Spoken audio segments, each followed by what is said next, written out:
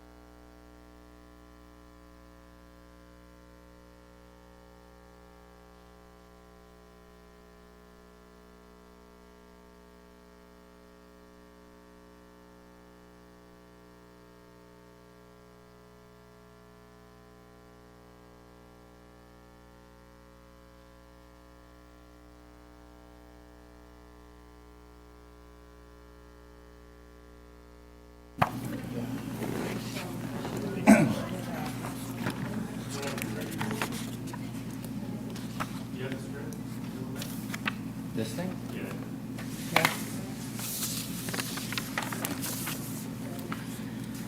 Do I have to read it like word for word?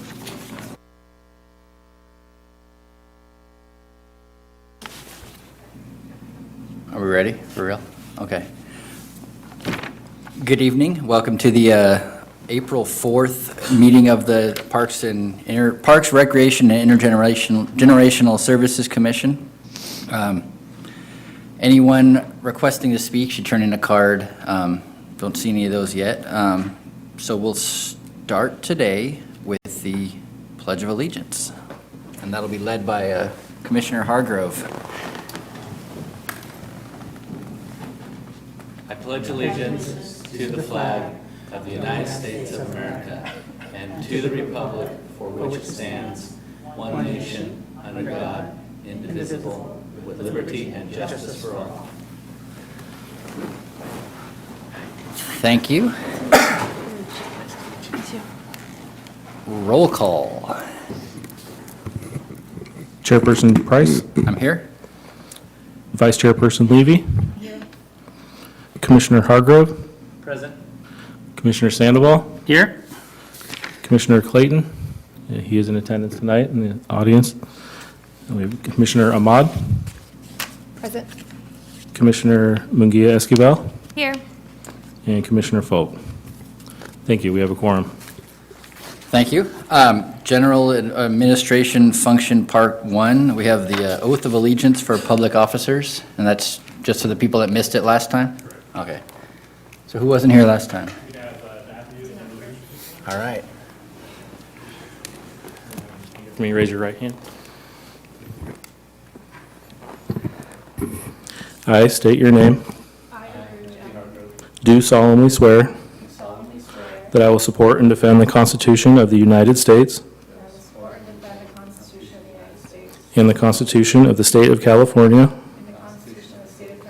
against all enemies, foreign and domestic, that I will bear true faith and allegiance to the Constitution of the United States and the Constitution of the State of California, that I will take this obligation freely without any mental reservation or purpose of evasion, and that I will well and faithfully discharge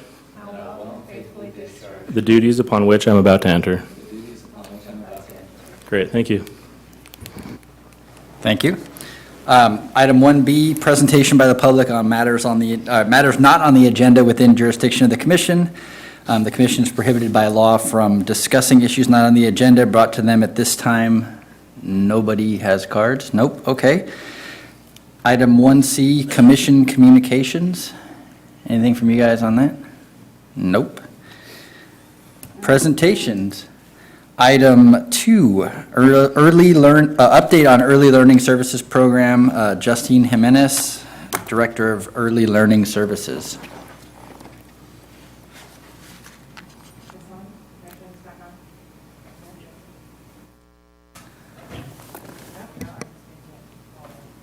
The little button right there. Okay, there we go. Sorry about that. Thank you.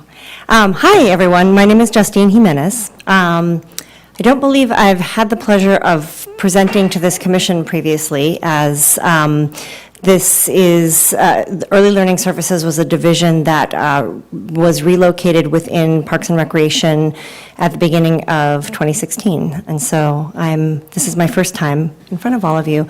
So this is an update on Early Learning Services, but since none of you have ever perhaps heard what we've been doing, I prepared a little bit more of a general information, sort of some background, as well as what we are currently doing. So please feel free to ask any questions along the way.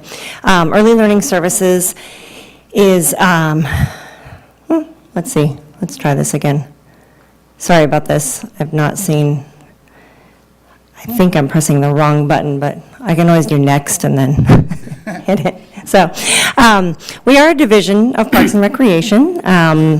We are 3 separate but linked service areas. And so many of you may have heard of Up for West Sac, or Universal Preschool for West Sacramento, which has been around for about 10 years, a little over 10 actually, since since our inception.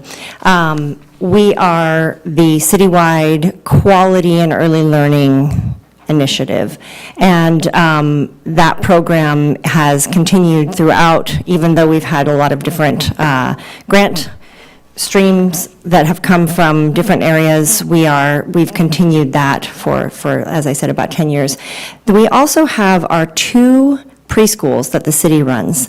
That's the Learning Ladder Preschool, which is across the street, housed inside the community center on the 2nd floor there.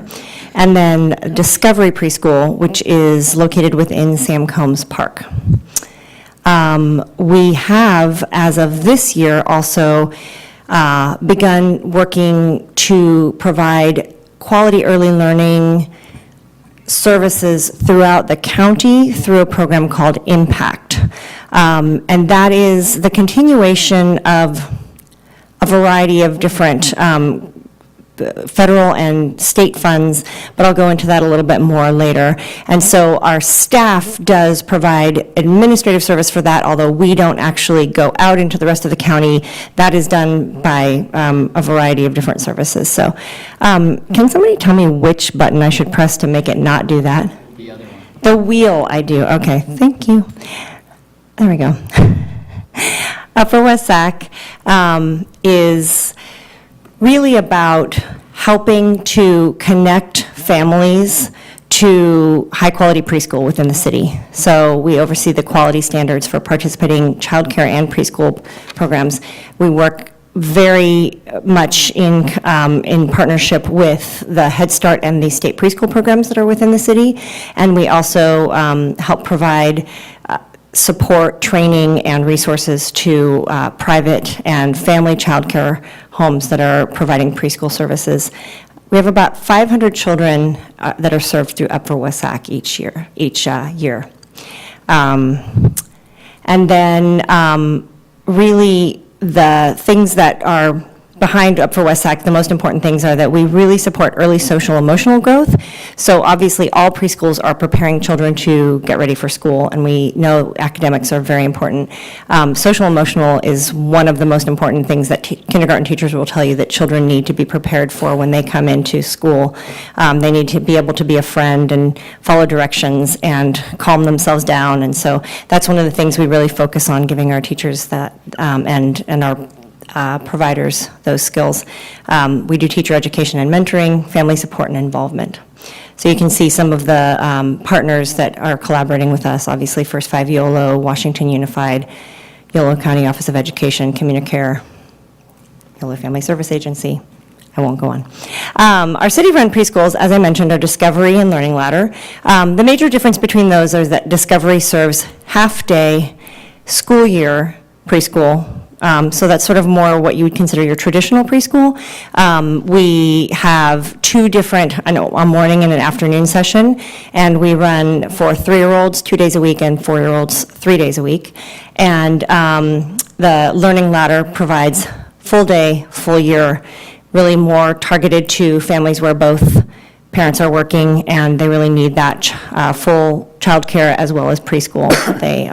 And that's the one, as I mentioned, that's across the street in the community center. We do try to, our major effort with these preschools is to provide high-quality preschool that's accessible and affordable to the community, to families within the community. We designed and worked with both of these preschools so that they would have all of the hallmarks of early quality learning. So we have ongoing professional development for all of our teachers. The teachers have high levels of education, and we really work very hard to make sure that family engagement is a huge part of these.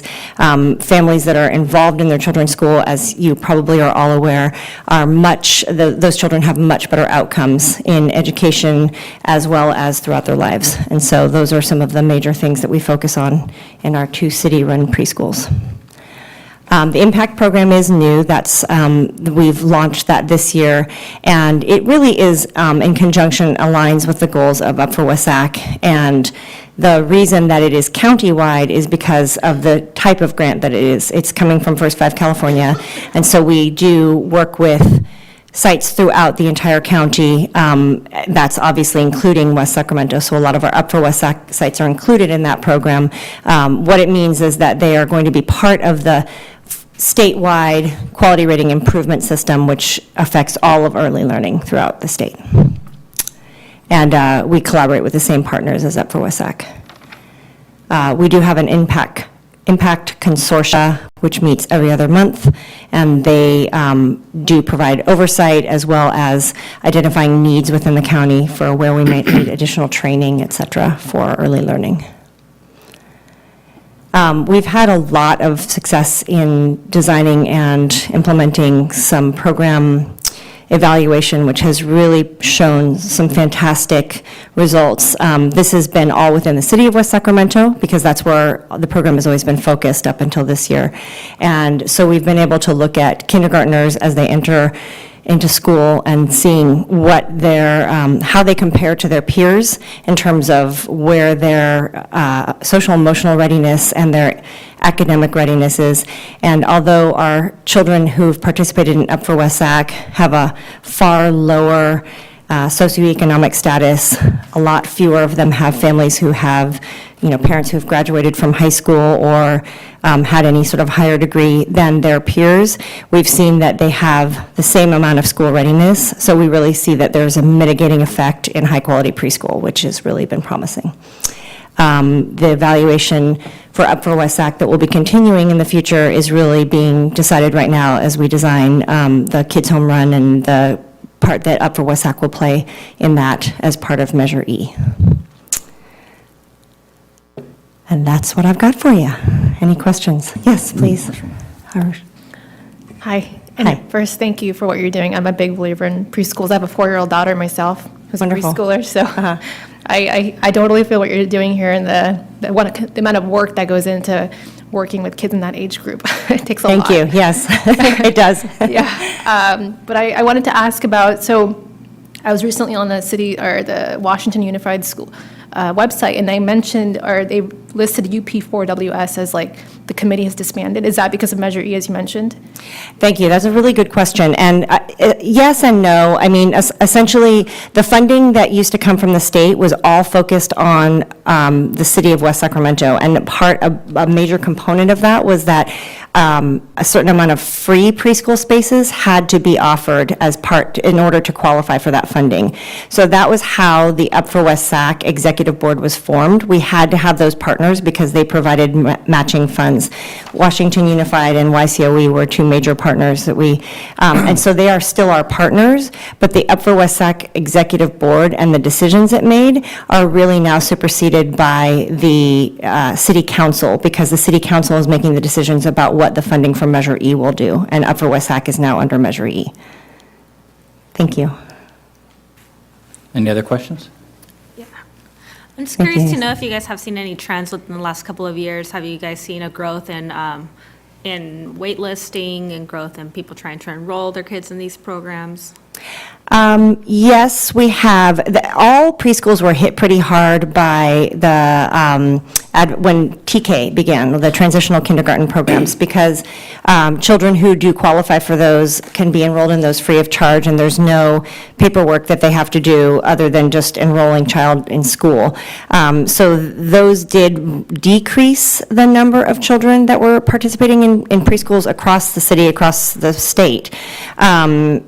However, we have seen a lot of families who are waitlisted on some of the subsidized preschools that, some of those types of, I know, for instance, that James Marshall Parent Participation Preschool has a very large wait list, and they're a very low-cost preschool. Additionally, Learning Ladder across the street has had we've really tried to price it so that it was accessible by all families, and we've had a large waiting list there. So I would say, yes, we definitely have seen large waiting lists, but also we've seen declines in some other areas. So for the state preschool, I know this year with Washington Unified, there are some spaces still available, but they have caught up and mostly filled all those spaces throughout the year. So, and those are income qualified, as you know. Thank you. Anything else? Nope. Thanks a lot. Thank you so much. Very nice to meet you all. Is this for two? This is for this one? Yeah. Oh. Christine Breaker, she isn't here right now, so she actually turned her card in on time, so she can go ahead and speak right now, and then if Christine doesn't show up, we'll just move on from there. This is for item one? Well, it says here if you turn it in before the completion of the staff presentation. Okay. So it should be good. Okay. So she's at 3 minutes.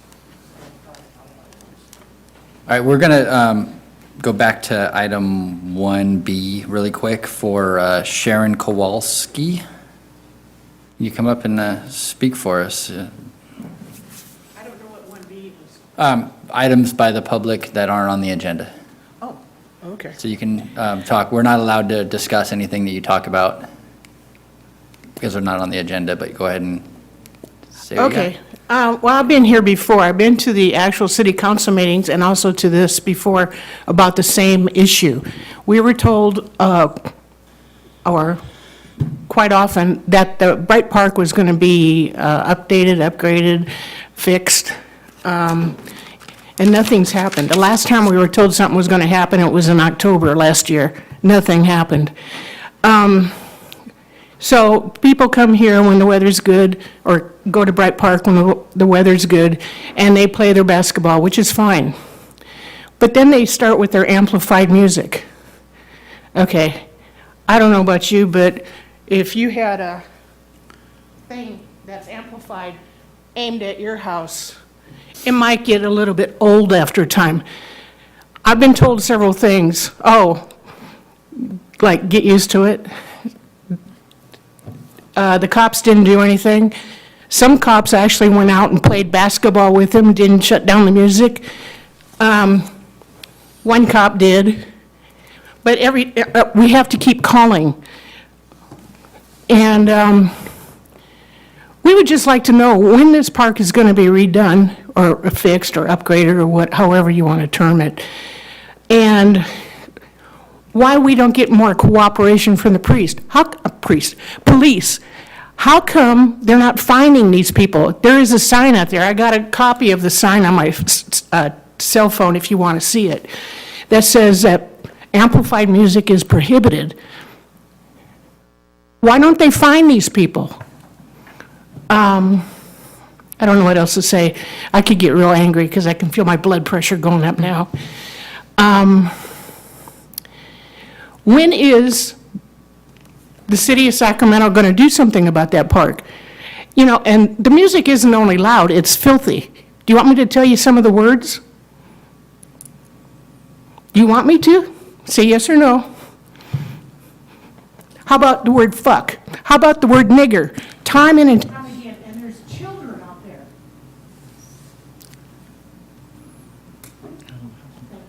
Thank you. So back to presentations. Chair Price, Yes. I can provide an update on Bright Park Phase 2 for you if you'd like. It was going to be part of my director's report, however, you'd like me to make that presentation now. If In you've got order for- time or feel like that's appropriate, that would be great. Yeah, it was going to be part of my director's report, which is later on the agenda, but I'm happy to provide this update regarding Bright Park Phase 2. As you know, Bright Park has a master plan that took several years to complete that had significant input, not only from this commission, but from the community at large throughout the city of West Sacramento. You may recall that we completed Phase 1, and we then received a grant for Phase 2. The environmental work was held up last year due to tribal consultation. We had hoped to break ground on Phase 2 last year, but again, it was delayed because of a tribal consultation. Just this past week, we did submit plans to the Department of State Architect. The plans are required to go to the Department of State Architect because this is on a school-owned property. The land is owned by Washington Unified School District. As you may recall, this was part of Golden State Middle School, which used to be actually a high school site at one time. And so there is a large amount of land, and under the memorandum of understanding that the city of West Sacramento has with Washington Unified School District, we are allowed to make improvements on that site. However, because it is a school site, it is still subject to all of the laws regarding school sites, which does require that it goes to the Department of State Architect. This Department of State Architect, unfortunately, is extremely backlogged because of the changes in the California building codes. Everybody's trying to get all their plans approved before the change in the building codes. So we are in the queue, we are in line. Normally, that would take 60 days. We're probably be happy if we can get it done in 120. Then, once the plans are approved, we will do a public bid that would go then to the city council for approval to begin that work. In addition, as you know, the city has applied for a $1 million grant to the Office of, help me out here, Tracy, OGALS. Grants and Local Services. I only know it as OGALS. We applied for a $1 million grant in preparation of Phase 3, which would hopefully happen right after this. Now, we won't hear about that grant for a couple of more months, but if we're successful in that, once we get Phase 2 done, we'll be going right to Phase 3. So again, we are anticipating a groundbreaking, hopefully late summer at Bright Park Phase 2, and it would address some of the concerns that have been raised by the constituent. I'm happy to answer any questions that the commission may have relevant to that update. Any questions on that? Great. Okay. Thank you. Thank you. Item 3, presentation, Senior Resource Fair, Christine Prater. Christine Prater is not here, but we do have Charlotte Dorsey who will represent the senior for the presentation. Perfect. Thanks, Charlotte. Thank you all. I think you have a flyer in front of you about the Senior Resource Fair. Terrific. This is, I believe, the 5th year that the city has put on this fair. I've been the chair of the planning committee from the beginning of that time. The city has worked with BBCAN, the Brighton Broderick Community Action Network, to provide support and get out the information and help in any way we can. Basically, this is for seniors and their families and their caregivers. Anybody that's associated with a senior in any part of their life would benefit from this. They have information about food, housing, employment, support services, transportation. The district attorney's representative, Kevin Clark, will be there to talk about fraud, which is something that's an increased problem for seniors particularly. There will be people there talking about immigration services. The health department will be there. They'll be giving free blood pressure checks. There's going to be free food, which is always delicious, and some prizes. So I would encourage you to tell your family and friends about it, and even if you yourself are not yet a senior, you must know somebody, you must touch a senior in your life, and please tell them to come, because it's really has a lot of valuable information. We usually have anywhere between 35 and 40 nonprofit vendors there to provide their information. It's a great thing, and the staff at the community center has been terrific in supporting this all through the years. Thank you. Any questions? Thanks. Any questions? Just a comment. Go ahead, Nancy. Hi. I've been to the senior fair for about 3 years, Charlotte, and the community center puts on a fantastic show. And if anybody wants to be a merchant there, I just got the application a couple of days ago, and Christine sends them out, very reasonable, and you get to meet a whole lot of seniors and do a whole lot of good for the community. It's free for nonprofit organizations and a small fee for for-profit organizations. And the for-profit organizations are not allowed to sell anything there. They can just provide information. And incidentally, there is a free shuttle. So if the seniors call up about a week ahead of time and make a reservation, they can be picked up from their home, taken there, and then brought back to their home again. That's courtesy of the city. Beautiful. That's Thank great. Thank you. Thanks. Thanks, Charlotte.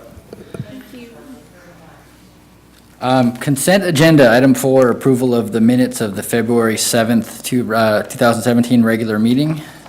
All motion. Motion by Commissioner Sandoval. Do we have a second? Second. All in favor of approval of the minutes, say aye. Aye. Anyone opposed? No? Commissioner Ahmad. Sorry, I was supposed to announce that. Motion by Commissioner Sandoval, seconded by Commissioner Ahmad. Unanimous approval. That motion passes. Regular agenda, item 5, workshop to review parks and open space master plan update request for proposals. Tracy. Good evening, Commission. I'm Tracy Michael, Business Manager for the Parks and Recreation Department. I'm pleased to be sharing information with you tonight on both the city's 2017 strategic plan action item as it relates to the Parks and Open Space Master Plan update. It's on the newly framed 2017 strategic plan summary printout, and as well as reviewing the request for proposals that we've prepared to launch that effort. So just a little bit of background. The Parks Master Plan update has been a priority management action item as part of the city's strategic planning process for actually 2 years now. In the 2016 strategic plan, the Parks Master Plan was actually coupled with a Trails Initiative component, and last year we were successful in launching 2 different efforts related to the Trails component.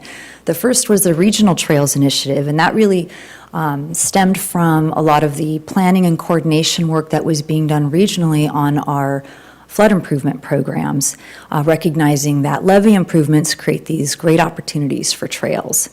And so as part of a regional trails initiative in coordination with the flood planning work, we also submitted a significant application to Caltrans for a grant to formalize the planning process for a truly regional trails network system. Now, the local component we also launched, which was an update to the city's bicycle, pedestrian, and trails master plan. And so that actually just started about a month ago. And the beauty of those 2 efforts is all of the information that's generated from those. Hopefully, the regional effort gets funded through grant funding, and we can start that process this year. That information can feed into a Parks and Open Space Master Plan process.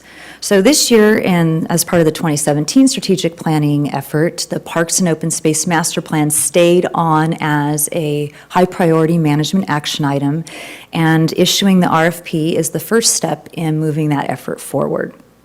Our current Parks Master Plan was adopted in 2003. We had minor updates in 2006, so it's been a long time since we've revisited that planning document. Since then, we've seen significant changes in demographic trends as well as development trends. We're recovering from the recession, but development has not picked up at the pace that it was prior to the recession, and so the ability to move forward with a lot of the projects that were identified in the 2003 document may no longer be relevant or may be difficult to fund. And so being able to relook at our demographic trends and also development opportunities is an important component of the update process. We also have some new opportunities that weren't envisioned in 2003 with all of the levee improvement projects. We now have a lot of land that is potentially available for places to recreate that weren't envisioned in the 2003 document. And we've just had shifts in development that have created potentially different standards for park development. We have a stronger connection to adjacent agriculture, which provides some different opportunities.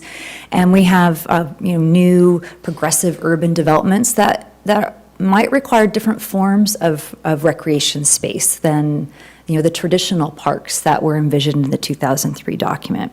So a lot of opportunity to look at new recreation opportunities, and also a need to revisit our existing facilities and how they're performing in ways that we can pursue new funding opportunities to expand programs or develop new programs. So the General Plan 2035 document was recently adopted, and that calls for an update to the Parks Master Plan every 10 years. So to be consistent with that document, we also need to update our Parks Master Plan. The request for proposals in its draft form was included as an attachment to the staff report, and so I thought I would just take a minute to just review some of the items that are included in the scope of work in the RFP. The RFP process does provide a competitive opportunity to establish a more refined scope of work and cost estimate to complete the update, as well as select the most qualified consultant to help us perform the work. Highlights of the scope of work included in the RFP include looking at all of our existing facilities, the park facilities, open space, trails, our rec center, our community center, just kind of looking at all of the facilities that the department manages, and looking at any growth opportunities, any major upcoming improvement work that might be required, replacement of equipment, just kind of a full evaluation of existing conditions. Then looking at some opportunities for data-driven input that will help guide us on where we need to go in the future. Documenting priorities and demands of our current population and also our forecasted population. Developing an implementation program that will outline projects and costs, potential funding sources, because so much of what we do now and in the future is going to rely on leveraging our public dollars with other funding sources. And then also a component of that is looking at our park impact fees. We have some of the highest fees in the region, and looking at whether or not those fees still hold, if we need to make adjustments based on some of the priorities that we have for the future. And then also recommendations for updated standards that reflect the unique characteristics of the city. Not every part of the city needs the traditional type of park, so we have development standards that are included in specific plans in the Bridge District, in Washington. And so this provides an opportunity to look at our park and recreation and landscape standards for those areas as well. And then lastly, there are some additional items that we've included in the scope to support long-term viability and implementation of our Parks Master Plan. And that includes specific updates to our landscape development guidelines. The ones that we're using right now are quite dated and really do need to be updated. And that's something that all of the departments in the city benefit from. Evaluation of and determining interest or feasibility of continuing with pursuing a central park in the city. We had one in our 2003 document on the Stone Lock properties, but priorities have shifted on those sites now, and so looking at whether or not we still want to have a central park in the city, and if we do, where it should be located. And then also an item for a site-specific reuse plan that we can use at a to-be-determined site if we want to pursue grant funding, or as we look at programming and where certain recreation programming has the potential to locate, we might want to do a site-specific reuse plan to take a look at that. So those are some extras that I've included in the scope of work for consideration. For next steps, we are hoping to issue the RFP later this month. It's scheduled right now to be considered by City Council on April 19th. If we can issue the RFP towards the end of this month, we would have proposals due in May. We would complete our screening process in June, and potentially have a recommendation for a contract award, including a funding plan for the effort in July. And then it would take approximately a year to complete the process so that we could have an updated Parks and Open Space Master Plan by summer of 2018. Throughout the duration of the update effort, we will be providing regular updates to this commission and seeking input on components of the plan. And we also would like to use this commission as a forum to share information that we collect along the way. And also potentially even to, have some focused discussions that the public can participate in related to the update. So, any questions? Anything? Nope, easy. Okay. Thank you very much. Thanks a lot. All right, item 6, consideration of proposed recreation center pass holder fee increases. Good Paul evening. Reyes. Good evening, Commissioners. Thank you. The purpose of this report is to seek recommendation from Parks and Recreation Intergenerational Services Commission regarding the proposed increase to the Recreation Center pass holder fees. The West Sacramento Recreation Center opened in January 2009. The individual pass fee was $30 per month. The first increase of 10% was approved in November of 2011. And in January of 2016, an additional 10% was approved, which has brought up to the current rate of $36. Along with the minimum wage increases, which will continue over the next several years, there's been increased costs to operate the facility as well. In order to balance the budget, staff are looking for ways to reduce the expenses while still providing quality programs and safe environment, including evaluating programs that have not been cost effective. Staff is proposing a fee increase of up to 10% for the recreation center passes, which would be implemented in January of 2018. This would increase the individual pass to $39.50. The price is reflected in the increase for monthly, quarterly, semi-annual, annual prices for couples and families. Minor increases will also go in effect on daily passes for students and seniors. The additional revenue will help offset increased costs. This is an action item, and if anybody has any questions. Does anybody have any questions? Start over here on the end. Commissioner Ahmad?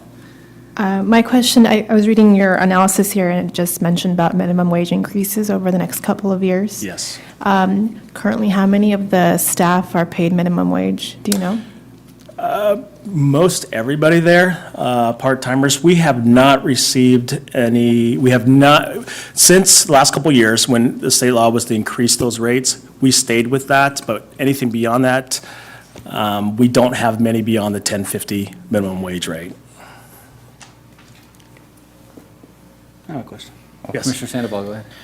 I have a question in regards to the cost going up. Is there any way to help alleviate any of those costs by maybe helping, I don't know if it's possible to bring in like if some individuals, because of their workplace, have like a Western Health Advantage, or they get discounts through their company they work for, like a local big company.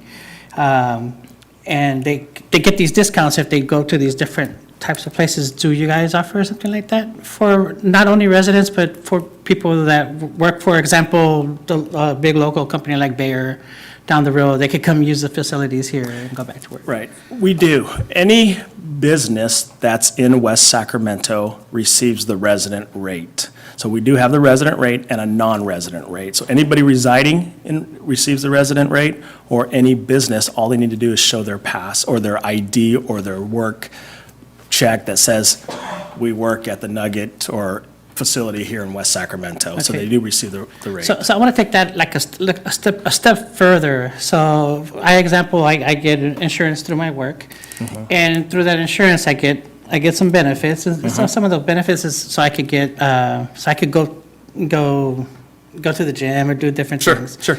There are some, we do have Silver Sneakers and Silver Fit, which I believe is a senior group from 62 and over. That's a benefit through the insurance companies. Okay. I hear what you're saying. I think to key onto that too is is if you guys have explored partnerships with any of the insurance providers to make the recreation center part of, like, I used, my old insurance had a thing where I could join 24-hour fitness for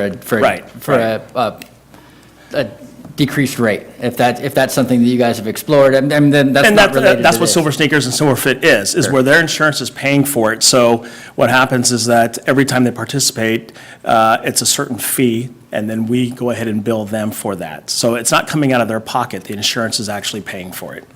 So it sounds like there are some. We do have some alternatives. services, again, that's for 62 and over service. So, but if, for example, somebody who has a regular job, has the benefits and has this, so there's no way you could try to implement more benefit for the customers, for the clients here?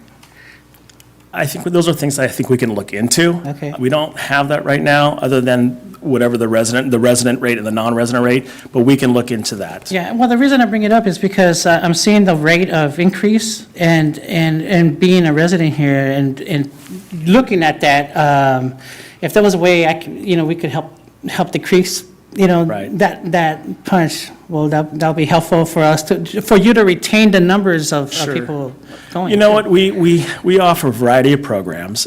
I believe it's affordable within the other organizations here in West Sacramento.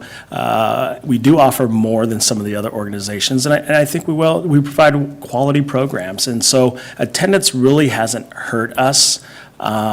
It's the cost of everything else that's going up, minimum wage, utility rates, equipment costs. Yeah, I agree with you. Yeah. Really, we haven't increased those. I think too is what we looked at originally when those rates were determined was to not have the rates be so low that they put other competing Correct. facilities at Correct. risk for losing business because our rates were so much Right, lower. right. So there is some keeping pace with what other gyms are charging with the trends. Right. It's like, you could just say, you know what, we're going to keep these rates the same forever. But in order to, maintain sort of health of the facility and the businesses around, I mean, it makes sense to keep that. I Right. joined the gym again yesterday, so I don't know if that's any conflict to me voting on this, but it's not. So you guys have more questions down here? Okay, let's just keep going down the line. Okay. Hi, Paul. My question is, you mentioned the 62-plus program for senior fit. Yeah. Are there any kind of special perks, or is there any discounts to that for single seniors and senior couples? If your insurance qualifies for Silver and Fit, Silver and Sneaker, which is two different organizations, again, their insurance pays for that. So there's nothing out of your pocket on that. And that would be through their individual Through the insurance, right. We would Medicare? Correct. We would provide a phone number, and they would call and see if they qualify based on their insurance, and that's how they, Is it on the website where, I believe so, it is on the website, yes. all right, perfect, thank you. Called Silver Sneakers and Silver and Fit. Yeah, so is the cost needed to keep up with the operational costs and the maintenance costs, or is there a thought to continue to add programs? I mean, I think you guys do a really great job with all the activities that get put on, but I'm wondering if this cost is needed just for the maintenance and the operation, or is there additional programming that you guys have in mind that you guys want to continue expanding? We offer a variety of programs, but I think the main purpose is that salaries and part-time help, we rely on part-time staff to help run those programs and facility.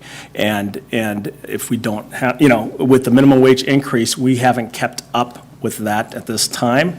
And so that will help offset some of those costs so that we can continue to provide quality programs in a safe environment. My second question is, I think you have on here that the staff is proposing the fee increase of up to 10%. Is the thought to keep it at 10%, to keep it consistent with the prior increases, or are you guys thinking anywhere between anything lower? Up to 10% is in our book of fees. So, it's, rather than rounding it out 10 cents and calling it $1 or $40 or whatever it may be, we want to be up to 10%. Well, then So- it's going to be a little different on the fee Yeah. sheet it's 10% for single, but it's like 9 point something for couple. Correct. Yeah. So it may be off 10 cents, so we round it back down to be under 10%. Greg. Paul, just curious, how are the levels, numbers of people year to year that are going to the rec center, the signups, do you have any easy numbers on that?